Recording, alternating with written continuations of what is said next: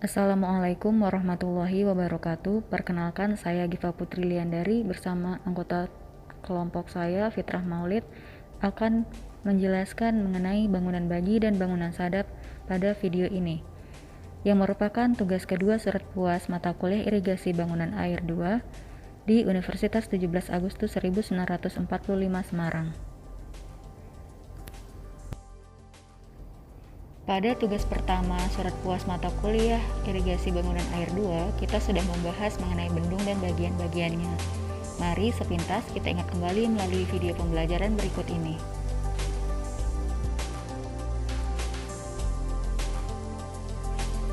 Berikut ini ilustrasi dari gambar denah bendung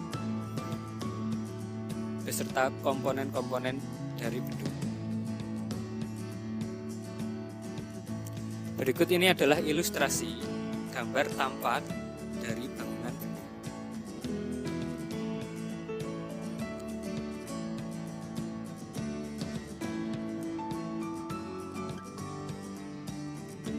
Agar lebih jelas dalam memahami komponen-komponen dari bendung, dapat dilihat dalam video pembelajaran berikut.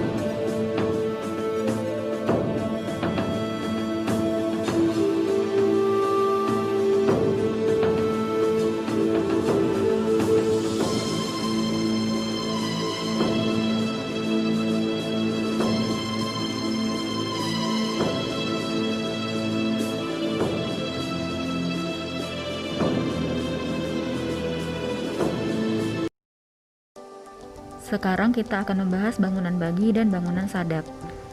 Pertama, bangunan bagi.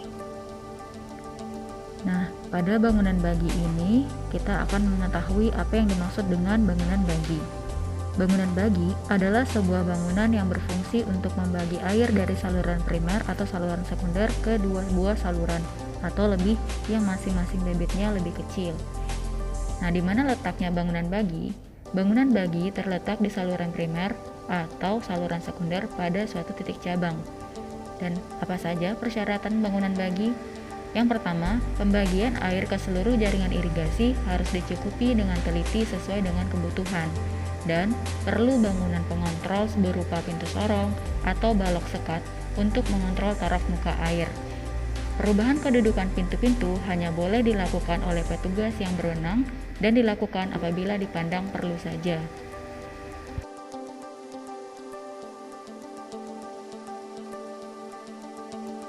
Nah, berikut ini merupakan saluran primer dengan pengatur sadap ke saluran sekunder.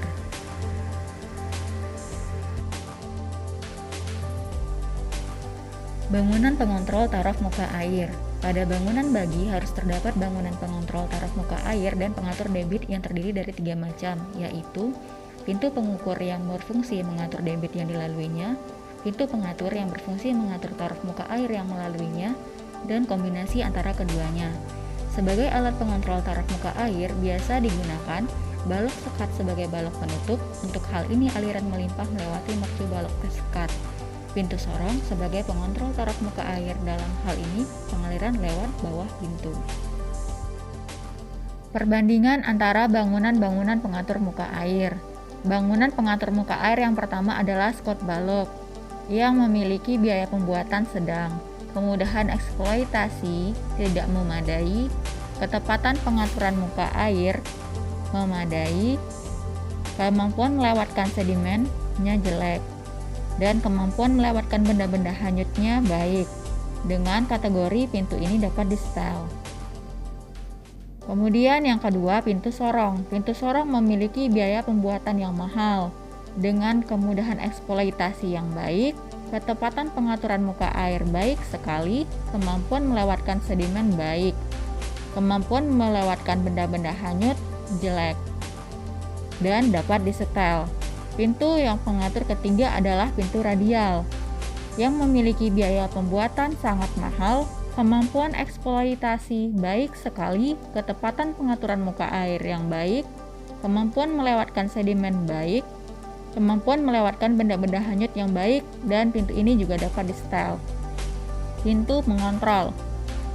Yang pertama adalah mercu tetap, yang memiliki biaya pembuatan yang rendah, dengan kategori ketepatan pengaturan muka air yang tidak memadai, kemampuan melewatkan sedimennya jelek, kemampuan melewatkan benda-benda hanyut baik sekali, tetapi tidak dapat di-setel.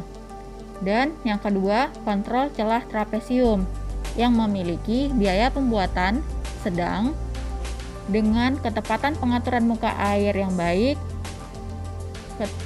kemampuan melewatkan sedimen yang baik sekali, kemampuan melewatkan benda-benda hanyut yang baik, dan tidak dapat di-setel. Salah satu aspek penting dalam perencanaan bangunan bagi adalah kepekaannya terhadap variasi muka air. Seperti terlihat pada ilustrasi berikut ini, mengenai perubahan-perubahan debit dari variasi muka air untuk pintu-pintu tipe aliran atas dan aliran bawah. Gambar tersebut memperlihatkan bahwa alat ukur aliran atas lebih peka terhadap fluktuasi muka air dibanding dengan pintu aliran bawah. Kadang-kadang akan menguntungkan untuk menggabungkan beberapa tipe bangunan utama, seperti mercu tetap dengan pintu aliran bawah atau skot balok dengan pintu. Kombinasi ini terutama antara bangunan yang mudah dieksploitasi dengan tipe yang tak dapat atau sulit dieksploitasi. Oleh sebab itu, mercu tetap kadang-kadang dikombinasi dengan salah satu dari bangunan-bangunan pengatur lainnya. Misalnya, sebuah pintu dapat dipasang di sebelah mercu tetap. Nah, pada gambar berikut ini merupakan saluran sekunder dengan bangunan pengatur dan sadap ke berbagai arah. Bangunan sadap. Bangunan sadap adalah sebuah bangunan yang digunakan untuk menyadap atau mengambil air dari saluran primer ke saluran sekunder atau tersier, dan atau dari saluran sekunder ke saluran tersier. Bangunan sadap untuk menyadap aliran dari saluran primer ke saluran sekunder disebut bangunan sadap sekunder, terletak di saluran primer. Bangunan sadap untuk menyadap aliran dari saluran sekunder ke saluran tersier disebut bangunan sadap tersier, terletak di saluran sekunder. Bangunan sadap akhir terletak di bagian akhir saluran sekunder. Persyaratan untuk bangunan sadap dan untuk mengukur debit pada bangunan sadap sama dengan pada bangunan-bangunan bagi.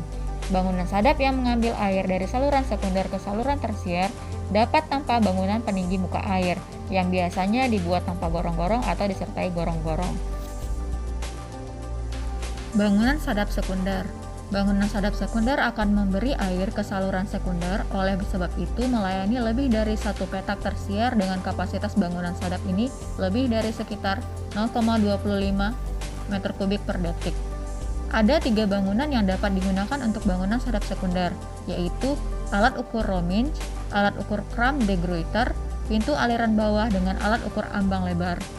Tipe mana yang akan dipilih bergantung kepada ukuran saluran sekunder yang akan diberi air serta besarnya kehilangan tinggi energi yang diizinkan. Bangunan sadap tersier. Bangunan sadap tersier akan memberi air kepada petak-petak tersier dengan kapasitas bangunan ini berkisar antara 50 liter per detik sampai 150 liter per detik. Bangunan sadap yang paling cocok adalah alat ukur Rominch jika muka air hulu diatur dengan bangunan pengatur dan jika kehilangan tinggi energi merupakan masalah.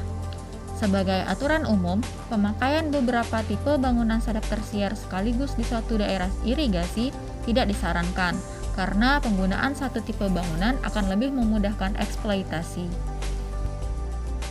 Sekian informasi yang dapat saya sampaikan mengenai bangunan sadap dan bangunan bagi pada video ini. Berikut sumber referensi dalam pembuatan video ini. Terima kasih.